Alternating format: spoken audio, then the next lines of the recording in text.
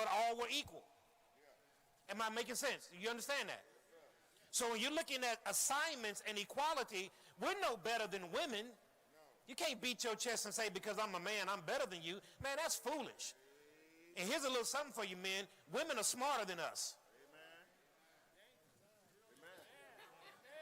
Your wife is smarter than you, Chief. She thinks about stuff differently than you do. She operates with both spheres of her brain. She's smarter. And if you're wise, you know that she's smarter. But watch this. Even though we're all the same, we have different functions. You can't be her. If you can't be her, why do you want her doing what you're supposed to be doing? If you can't be her, clearly, then why do you want her to do what you're supposed to be doing? Taking care of the house. Making it happen. Not going to sleep until it's done. But you can't be her. The role and the function of the wife is clearly defined in the Word of God. And I've always shared this, everybody. If you've been around here any length of time, you've heard me say it 1,000,001 times. A woman does not mind following a man. She just won't follow a fool. She ain't going to follow you. And if she do follow you, she going to question everything you do. Why you do that? That don't make no sense. Why you do that? Why?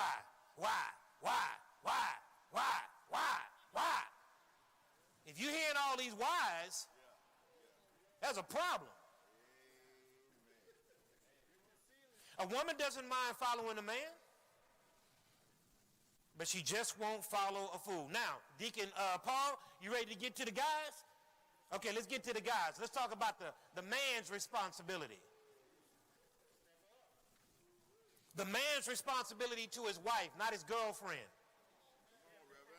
not his baby mama, but his wife. What did God tell Adam in Genesis chapter 2, verse 18?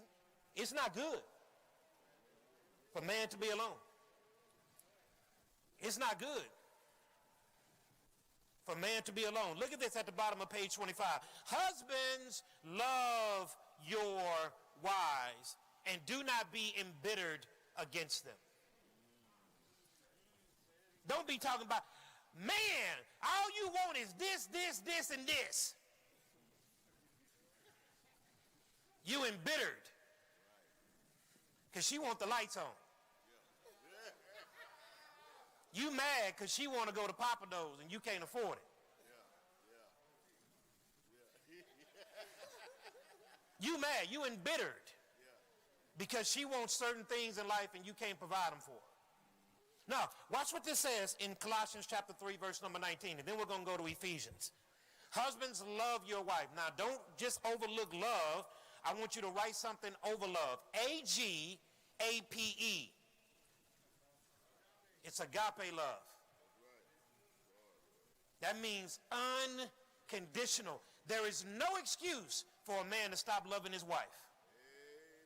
Not a Christian man. There's no excuse for a man to stop loving his wife because love is a choice. And if you can't love her until God take you home, don't get married. Listen, the truth hurt, be in pain. Because hear what I'm saying, everybody. We are now watch this. People can be unlovable. Any person that's been married a while knows that it ain't all peaches and cream. Now, if you're honest, you can raise your hand just a little bit. Don't raise it so nobody can see it. But everything ain't always peaches and cream. It's some times in which you like,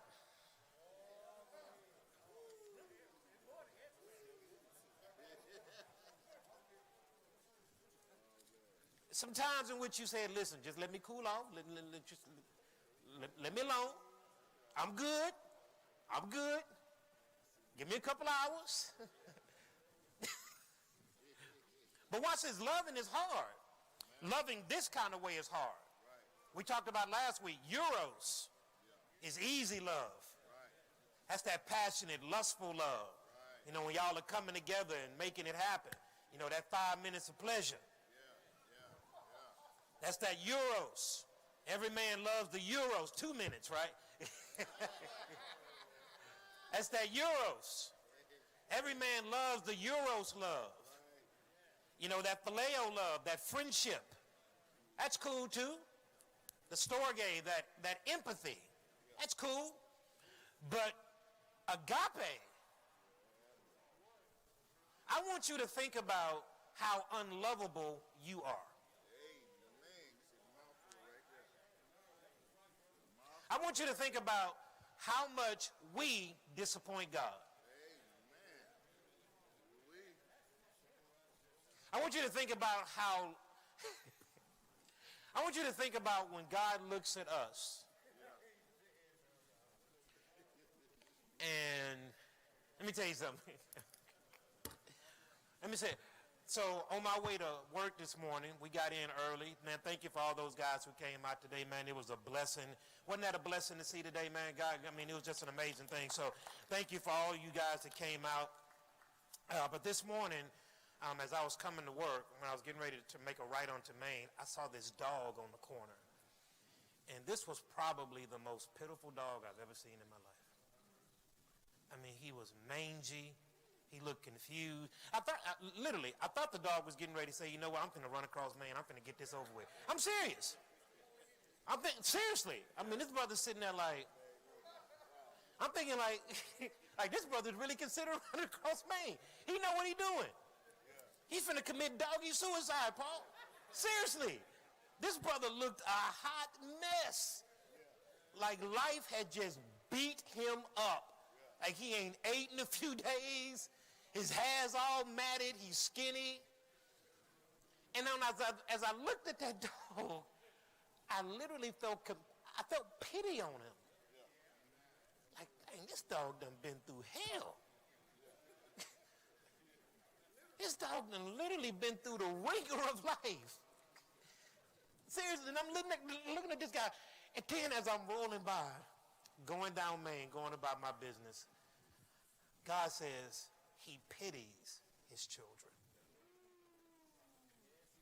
God looks at us the same way I looked at that dog. He say, man, these dudes are a hot mess. I mean, God looks at us and he says, you know what, man, I pity them. Look at them living life outside of my purpose.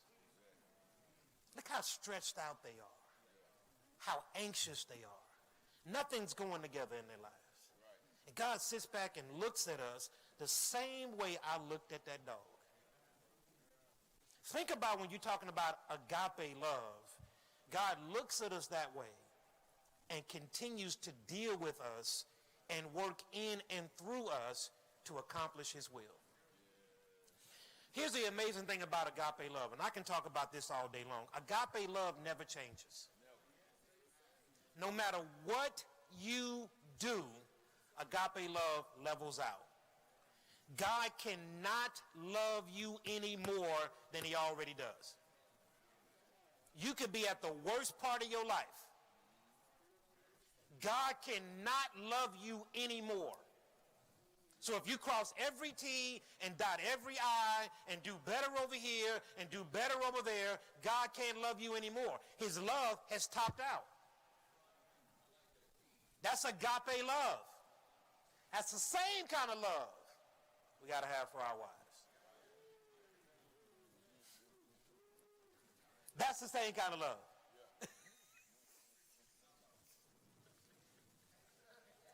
I only got 2 amens, and it was from somewhere over here. I ain't getting no amens on this side.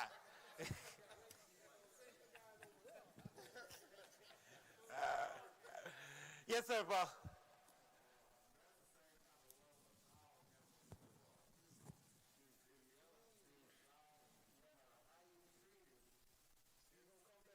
Hold on, Paul. I know a dog. You kick a dog enough. Kick a dog enough. You know, we old school, 3rd Ward, South Park, Sunnyside, 5th Ward. You know, you had that dog in the back chained up to the tree. And every day, you threw him some food. You threw him food. Because you knew that brother mad about being on that chain. And if you get close enough, kick a dog long enough, I bet you he bite you. I bet you he will. Stop feeding them. No, dogs don't love you unconditionally. No, dogs don't love you unconditionally. Even the homeless man that got the dog on the corner, he feeding that dog some scraps. The dog get up under his blanket. No, that dog understands his benefit by being with this brother. So I don't look like that dog that Pastor Holmes seen today. I don't want to be like that dog. Now, dogs don't love you unconditionally.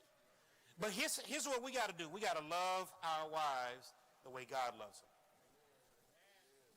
So what about the role of the husband? Paul says to the husbands, they should love their wives. They should love their wives. Now, this is a radical statement in Paul's day.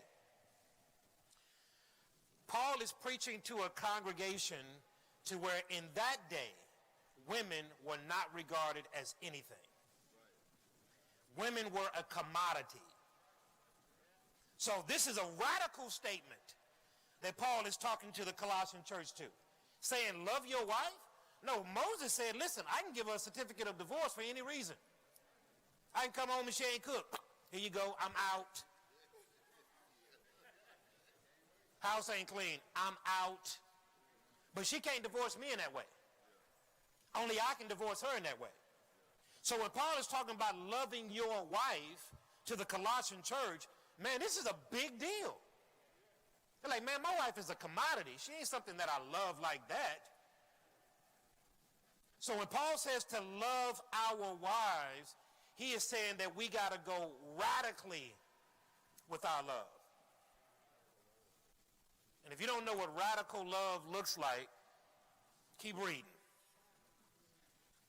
The husband's love, go down to page number 26. I want you to read under the Jewish law when you get a time to do that. But number one, because I don't want to let the men off the hook here, Paul. Number one, the husband's love must be realistic. The husband should have no unrealistic fantasies about the woman he is marrying. Christ loved the church and died for her while they were still enemies to God, Romans 5 and 8. Christ knew that she was sinful and disobedient, and yet he still gave his life for her. So men got to get rid of, this is to the single men, because men who are married, you already there. You can't have these unrealistic expectations about your wife. You're looking for the Coke bottle. The Coke bottle will turn into a 2-liter. Par for the course, man. It's going to happen.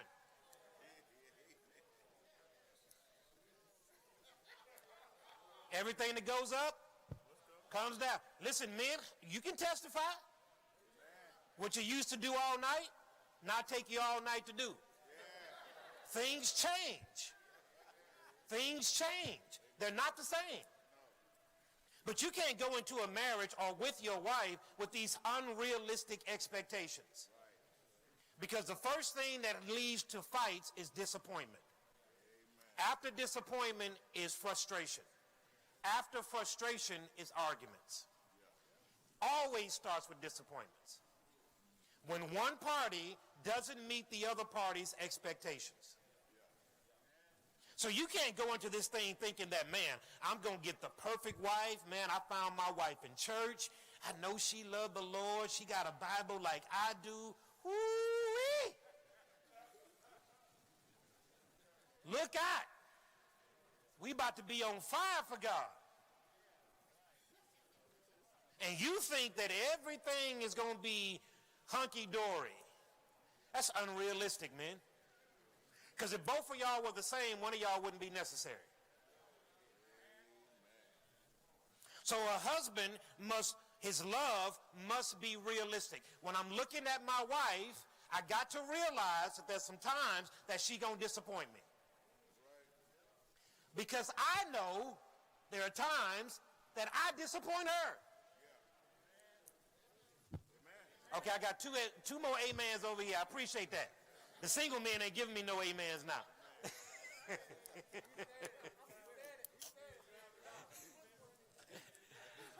But your love has got to be realistic.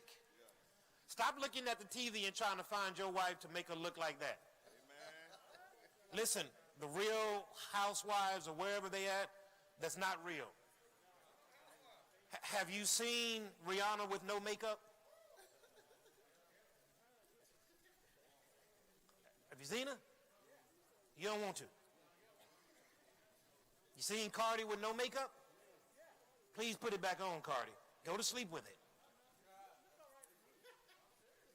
Listen, don't try to model your wife off of what you see on that little tube. Because listen, all of that stuff is fake. All of it's lying to you. All of it's lying to you. All of it's lying to you. She don't wake up looking like that.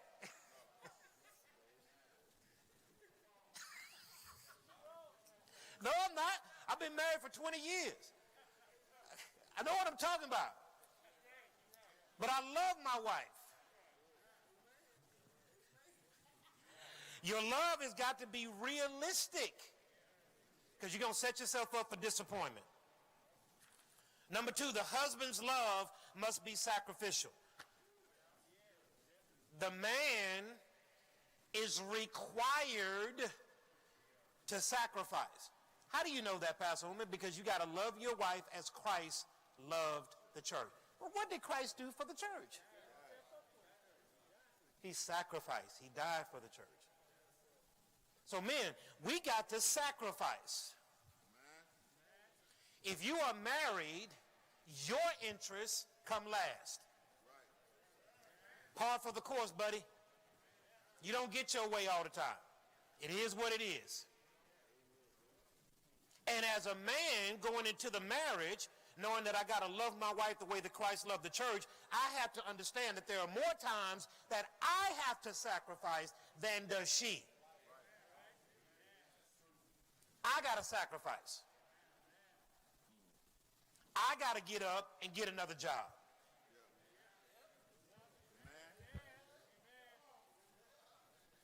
Them bills should come on, Deacon Rucker. Come on, Deacon. You worked hard for that retirement, brother. I ain't mad at you. I ain't mad at you. Come on, McClure. But guess what? The mortgage should come in your name.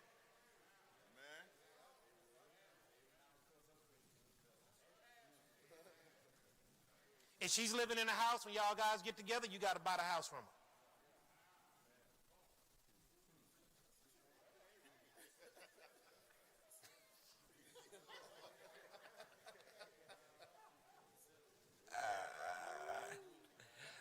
Sacrifice. Today I want to go to Steak 48. No, we're going to go to Outback.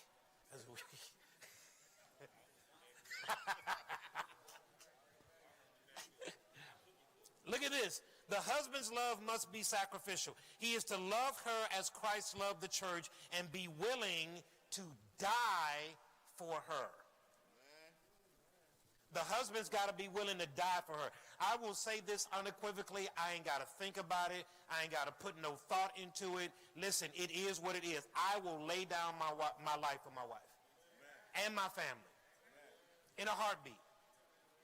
Jump in front of a speeding bullet. I don't know if I get there in time, but I sure make an effort. I'm going to make sure as much as it depends on me that I protect them. That's exactly what I'm going to do. I'm going to take the hit. Don't bring no smoke to her. Don't bring no smoke to her. No, I don't care what she did. You bring all that smoke over here. Because a husband has got to die for his wife. It should be heard that if somebody feels like his wife's role is unfair, they should give more thought to the man's. Because if you look in Ephesians chapter number 5, all the wife is commanded to do is to submit. We have to love, wash, cleanse, present. We got to do 7 things. She only got to do 1. Now, some think that that's unfair. Like you only got one duty. God is telling me to do 7 things. He's only telling you to do 1. But that is because he created man first and pulled from man Eve. To love sacrificially means that the husband must at all times give up things to serve and please his wife.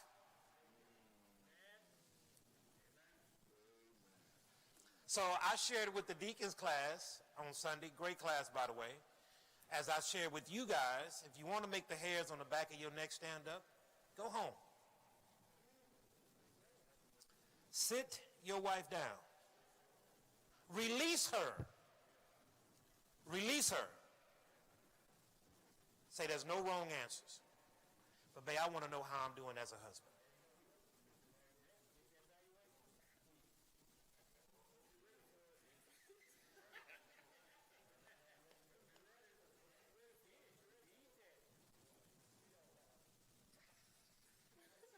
If you want an honest assessment, because the wife is going to try to protect your feelings, because you know men, we're highly sensitive.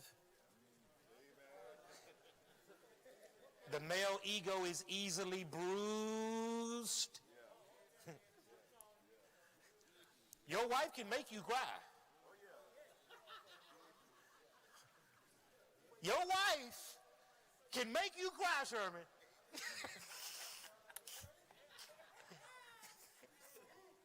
Yes, sir. Yes, sir.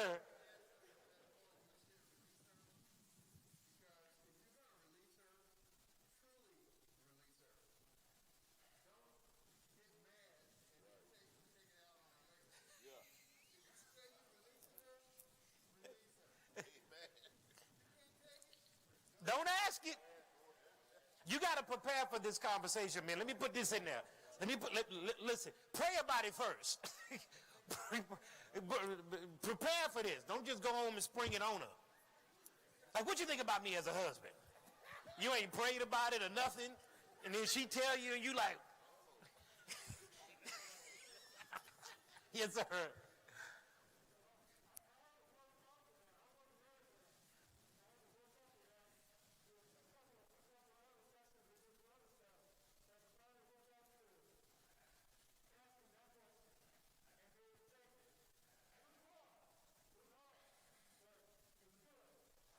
Because because every man in this room, we lie to ourselves. Every man in this room. You think you're doing better than what you actually are. No, seriously. Men, come on. You think you're doing better than what you actually are. Because your ego is very fragile. It's very, very fragile. Now watch this. When you're asking that question, listen, don't answer to respond. Because she's going to tell you, and you're going to be like, yeah. Don't listen to respond. So as soon as she put a breath in there, you in there. But it's a very intimidating conversation. But you'll learn it, and you'll learn from it if you do it correctly.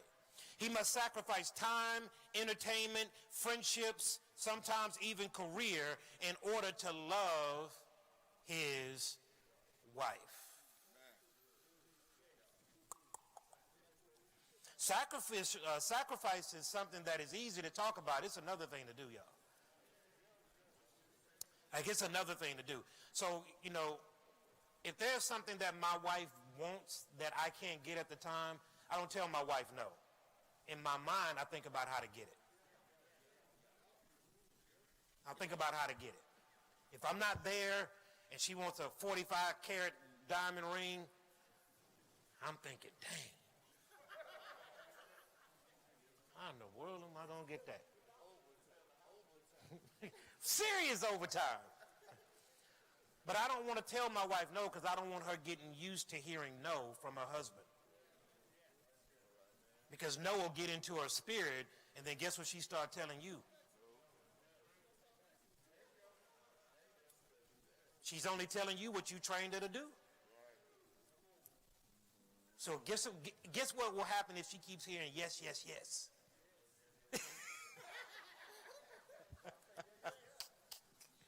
Look at number 3. The husband's love must be purposeful. Christ's love makes the church holy by cleansing her with the word. Christ's purpose is to make her the perfect bride.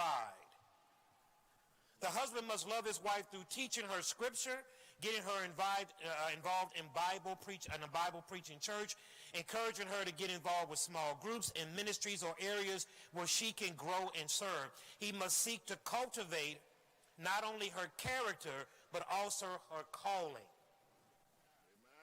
Now that's an important one because I shared with you guys last week when we were talking about the wife. I don't want my wife just to be known as Pastor Holman's wife. I want my wife to have her own identity because she has a call on her life too. It is my job to help her find that call. That's the priest's job. That's not the pastor's job. That's your job. Is to help your wife discover her purpose in life. Come on, say amen. Because when you got a wife that knows her purpose, the house is a whole lot more peaceful. When she don't know her purpose, that house cold. So that's why you got to get your wives, your soon-to-be wives, involved in these personal intergroup sessions. Women's studies. Tomorrow, Tuesday at 11 o'clock. We have women up here in the church that counsel on a daily basis. Get them involved in smaller group settings so that you can help them to grow. Your love has got to be purposeful. Don't just have your wife following you around like a puppy dog. Your wife has got to have an identity. Now, her identity is connected to yours because you gave her your last name. So she's connected to you, not only spiritually, but legally as well. But you got to help her to find what God has called her to do. And then you have to cultivate that by ministering to your wife. On my map, on my master action plan that I showed you guys, my number 2 on my spiritual is to pray with my wife or pray for my wife every day. And so when I can't pray with her because my wife leaves earlier in the morning than I do because she has to be at BCA, so when I can't get that time of prayer before she leaves, I will text her a prayer. Right? Or I'll call her and say, babe, I just need a couple minutes. Let me go ahead and get this prayer in. Right? Because I want to minister to my wife because I don't want no other man ministering to her. I don't want some charlatan sending her Bible scriptures. Okay, y'all. All right. You play if you want to. A husband's love, page number 28, must be personal. He must love her as his own body. Every day a man brushes his teeth, or at least he should. Combs his hair and clothes himself. Every day he maintains his body. Sadly, we go for days without maintaining our marriages. If you are expecting your marriage to be good without putting in concerted effort, you are fooling yourself. Your marriage will crash and burn. In the same way that if you don't get your oil checked. If you don't do regular maintenance with your marriage, it's been 4 months since y'all been out on a date. And I got to remind you of that. She keep telling you that. You just ain't listening. That's why the bed's so cold. That is the check engine light. But some people put electrical tape over it. Reset the battery so they ain't got to see it for a couple days. It is very easy to get busy with life, and hear this, ministry that we allow the weeds to grow in the garden of our homes. Love must be personal. We must love our wives like our own body, and daily we must take time to cultivate a happy home. Please hear this. Our family, my son is over there. You can ask him every single day. We don't leave each other's presence or get off the phone with each other without telling each other we love them. My son is 18 years old. He's heard me tell him that I love him at least 1 million times. Love is normal to this guy. It ain't like, oh, that's kind of weird. He's grown up in that. I tell my wife I love her 45 times a day.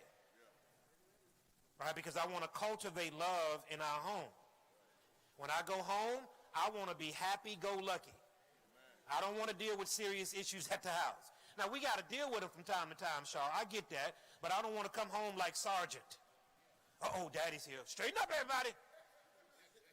You know he don't play. No, if that's your temperature of your home, that joker too hot. You got to loosen that stuff up a little bit, man, because you want your house to be happy. The world is going to beat the hell out of you all day long. When you go home, you want to go home to a place of peace. And people that want to be in the home. So that's why your love must be personal. And men, find those things that your wife like, that she really like. Stop using the excuse that you ain't got no money. There are personal things that your wife like that don't cost money. Amen. Time is a good one, but there's certain things that she like. Yeah. Find out what her love language is. Yeah. Yeah. Have y'all ever heard of the love languages? Do you know the love language of your wife? If you don't y'all talk about that, Deacon McClure? You need to go to the marriage class and find out what your wife's love language is. That's the next book he's covering. Because if you don't know that, boy, you missing it. Like if you don't know what makes her tick, I was getting ready to say something. If you don't know what makes her tick, man, you missing it, bruh. There's something that your wife likes regularly.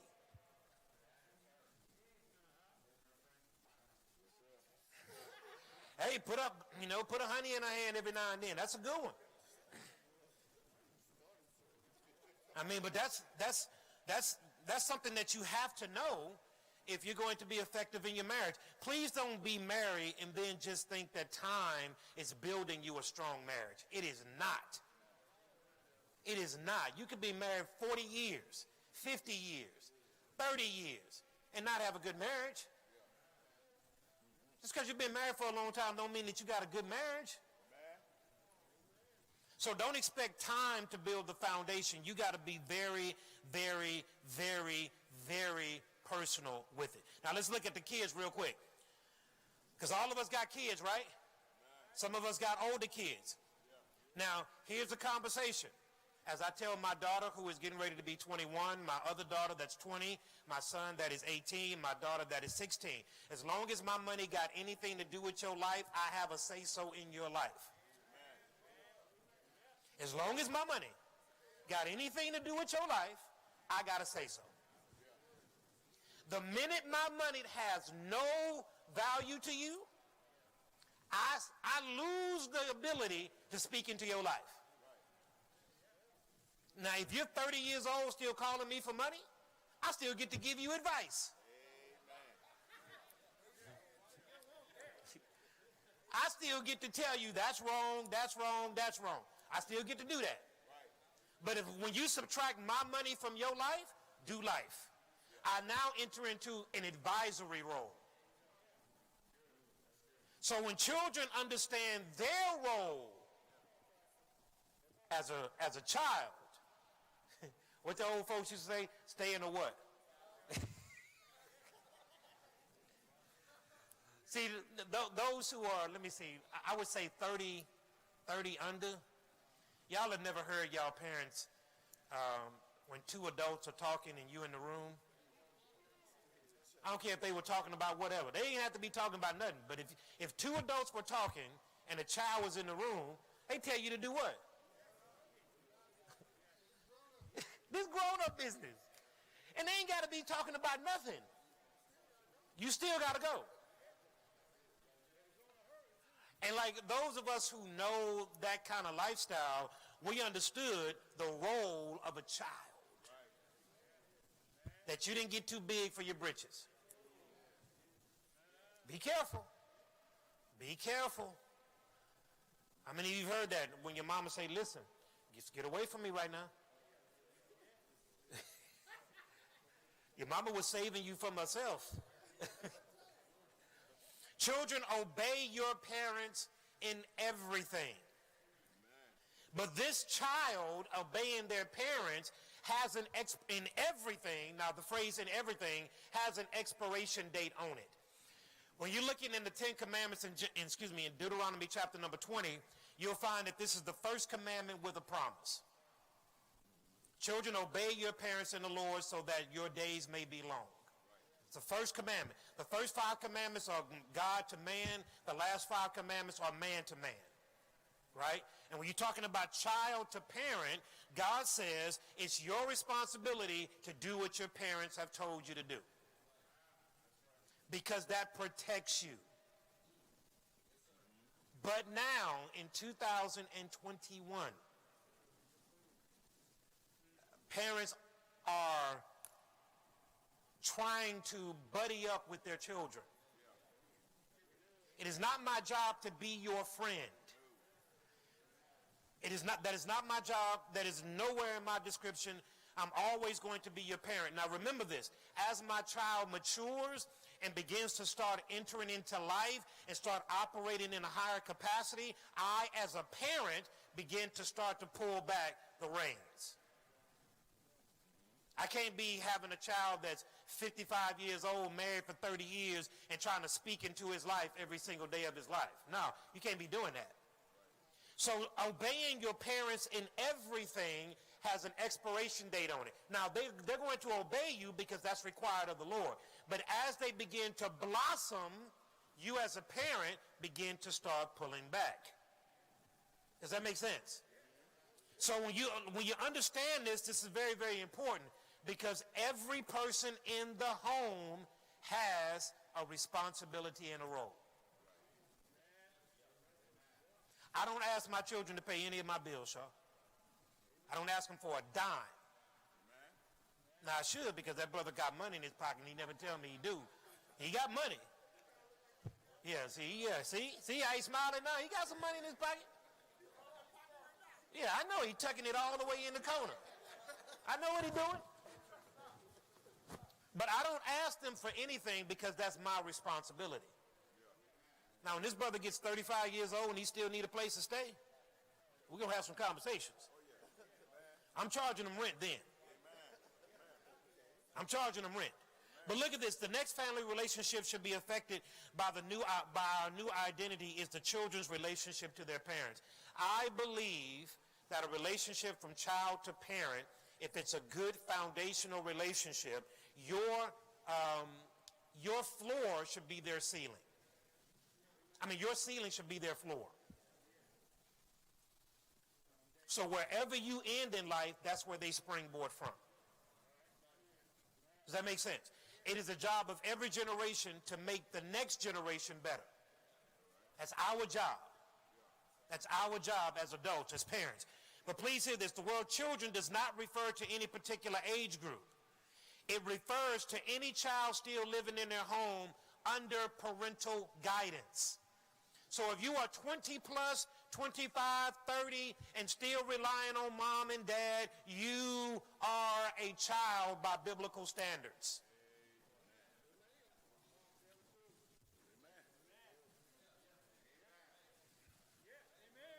I don't care how old you are. If you're 50, still on mama and daddy, you're a 50-year-old child. So when you're looking at how children are to respond to their parents, I want you to look on page number 29. Paul says that children disobeying their parents marks a world where people deny God. In my time, Brother Sherman, I've been doing this now for 22 years. I have never seen such a mass exodus from black folks from the things of God like I have in the last 10 years. Black folks done got so smart now that God is antiquated. God is old. We don't do that no more.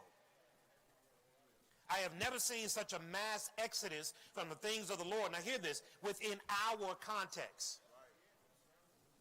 And everybody, all you got to do is just simply look at our history. We've always been spiritually connected people. Always. Going all the way back to the slave days. We've always been spiritually connected people. We have always been people that have treasured our families. Always. There's never a time in our history to where that's not been the case. Now you're seeing this younger generation, and the younger generation is just a reflection on the generation that raised them.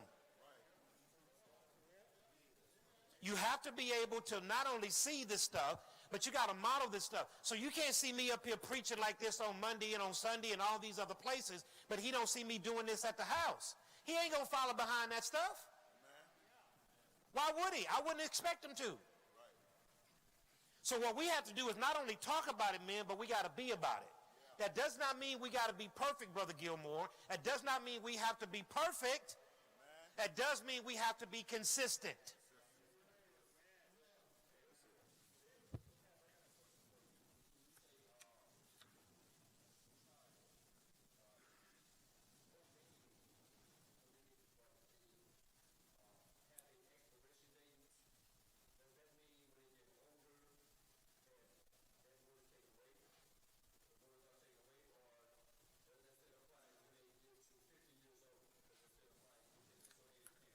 So, now remember now, the disobeying of the parents. I'm 48 years old. My mother is 63.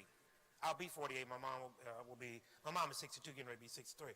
So, as a 48-year-old, almost 50-year-old man, I still honor my mother. I mean, that's my mama. You know, my mama raised me all by herself. She always gonna be my mama. I love my mama. But Jay, my wife, comes before my mama. She comes before my mother. But I still love my mother. I will never disrespect my mother. But if I got two appointments that I got to make, mama, wife, guess who gets the appointment? The wife. That's not a disrespect to my mother. I still love her. But when you're talking about a child honoring their father and their mother, or obeying them, that is as long as you have reign over them. As parents release their children, he's 18. I keep using this guy because he's in my house. But he's 18 years old now, Deke. So I am releasing him with more and more responsibility. You know, he doesn't have a curfew of going to bed anymore. Like, he's 18. Like, go to bed at 9 o'clock. That's what you do to 12-year-olds. Right? But he also knows that when I'm gone, he's got to handle business.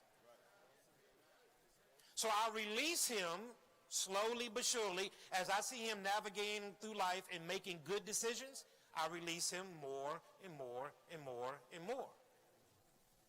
So we have to understand that this thing about child disobeying their parents, if that child is out there handling their business and doing what God has called for them to do in a way that honors and pleases God, and they are making their own way through life, and they got their own life to live, yes, they're going to honor you, but you don't get to indict what they do on a daily basis. You don't get to do that. And you can't say, because I'm your mama, because I'm your daddy. Now, if they in your house, you get to say that. But if they're not, you got to allow them the space to begin to navigate life. And you want to see your child navigating life. Does that make sense? Everybody wants to see their child doing well. Yes, sir.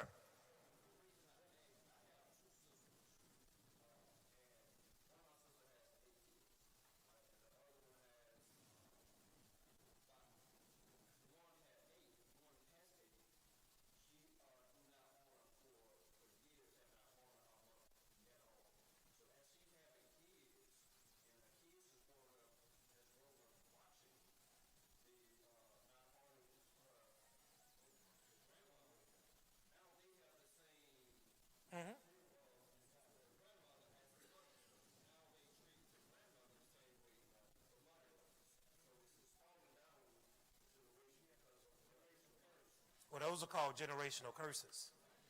And unfortunately, everybody, please hear me. Every day of our life, we're planting seeds. Every day you're planting a seed. And the problem with the seed is that oftentimes you don't see it growing. You just come back and it done popped up. You're like, where'd this weed come from? How'd this weed get in the garden? Right? And so in something like that, I'm very, very aware. You should be very, very aware of generational curses. When I came to the Lord on March the 8th, 1998, I broke the generational curses in my family. When I came to faith, March the 8th, 1998, I broke generational curses. There's no generational curse on my family. Because when I came to faith in Christ, that generational curse was broken. It's broken. So my children don't have to deal with fatherlessness, because that curse has been broken.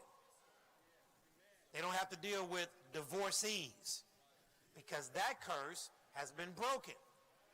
Does that make sense? So you have to make sure that the seeds that you are planting, you make sure that those are good seeds. Because those seeds are going to come up, everybody. And make sure, watch how you treat your children. Because you're going to get old one day. And they're going to be sitting back like, well.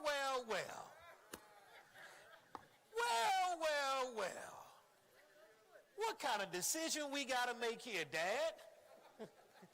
Old folks home or the garage? Which one? Be careful how you treat your children. Junior, took care of you all your life, boy. Look at this last one on page number 29. The importance of obedience to the parents is seen in being in the Ten Commandments. It says, honor your father and your mother so that you may live long in the land. And so everybody's got a role in this family. I don't need my wife doing what I do. My wife don't need me doing what she do. I don't need my kids trying to fulfill no other role than being the child in that family. And if everybody can stay in their own lane, then the house functions effectively. It's when people start, they get, are you way over here? Hey, why you way over here? You ain't supposed to be over here. But then you got to ask yourself the question, why are you way over there? Like, what am I not doing that you think you got to be way over here? Now, men, at the end of the day, what are we going to do with our families? I'll share with you what I shared with the deacons on Sunday. When I see a man, the glory of the man is first his wife, then his family. I think that speaks volumes to a man's character, is his family life. I think that speaks volumes. Listen, man, if your wife can't speak highly of you, bro, and she know you and she can't speak highly of you, why would you want somebody else to honor you? She can't say nothing good about you. No, man, that's not a good look. Listen, if Sister Holman get up here talking about me this way and that way and sideways, y'all better catch the first thing smoking out this church. Because I have no business up here behind the lectern trying to tell y'all about something that I'm not doing in my own house. So your family, everybody, is important. Your family is important. Spend time making sure you take care of your family. Your family matters. And if you're not going to treat that serious, then I don't know what else you will. So that's week number 6. Now everybody who wanted to get to week number 7, you'll be in week number 7 next week. I need you to tap one of your friends on the shoulder, a couple of your coworkers. And I need you to bring them to class over these next 3 weeks. Once we set that hook, once we put that hook in, we're going to set it. Every man needs to be a part of this. Not just over the next 3 weeks, But we're starting to get into some real heavy stuff here. Not that it's not already been heavy, it has. But it needs to be really purposely done in such a way as to help men get through these areas in our lives. Right? So I need you to be very prayerful about this. Don't be cavalier with it. These next 3 studies that we'll be talking about, well, the next 9, actually, going all the way up to money, is going to impact every part of your life. So men, go home, look at your wife, ask a hard question, but here's what I want to encourage you about. Men, listen, if there's some areas in your life that are gray and you haven't crossed every T and dotted every I, I hope you understand that this is an area that we don't throw darts. We're not throwing arrows here. This is an area for us to identify these areas in our lives and then fix them. You know, put some attention on it. Put a spotlight on it. I mean, you ain't got to fix. Rome was not built in a day. But you got to at least put some attention to it. Right? You got to at least start putting some attention to it so that we can start to correct these areas. Not so that we can be these grandiose men, but honestly what we want to do is that God can bless our families. I don't want to stand in the way of my family being blessed. Because I believe that God wants to do some great things in my family. But I also know that God is a God of order. If the man is out of order,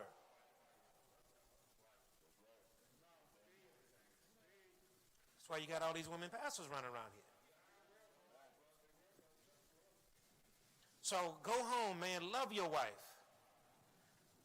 Love her. And when you get frustrated with her, as you will, because she's going to get frustrated with you, y'all just remember that y'all 2 imperfect people navigating life together, and it's going to be okay. Take a chill pill. Take a chill pill. Don't throw no pots or pans. Don't cuss each other out. Sticks and stones may break my bones, but words will never hurt me. That's a lie from the pit of hell. Words don't hurt, man. They kill. You'll never forget them. Be careful what you say, man. There's a study on that in week number 20, I think it is. Watch what comes out of this thing right here, man, because it's dangerous. So, men, in Jesus' name, it is 8:33, 8:36. My clock is right. That clock is wrong. We're going to have a word of prayer, and I just want somebody who's led by the Lord to go and lead us out in our time tonight.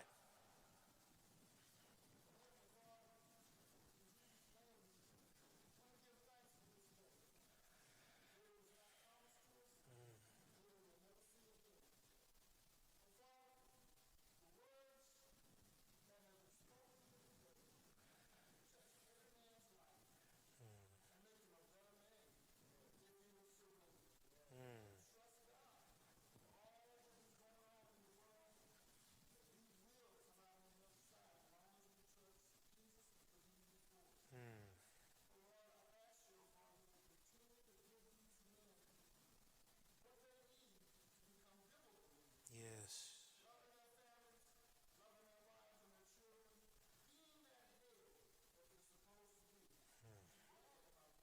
Yeah.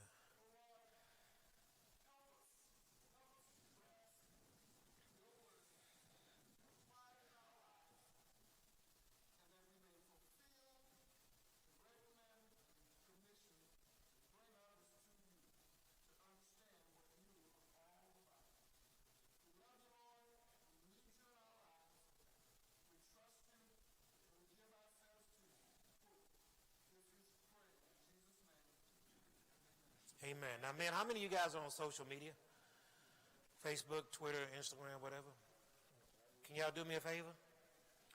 Can you put a positive post about your wife or your girlfriend or your soon-to-be wife? Okay. Okay. I want you to put a positive post about your wife for the world to see. For the world to see. Now, man, I want to tell you something. I love you. I'm not going to put a qualifier on the end of it like I love you in the Lord. I actually love you. Really do. I appreciate your time and all of those who've been up since this morning. Deacon Chapman, Brother Paul.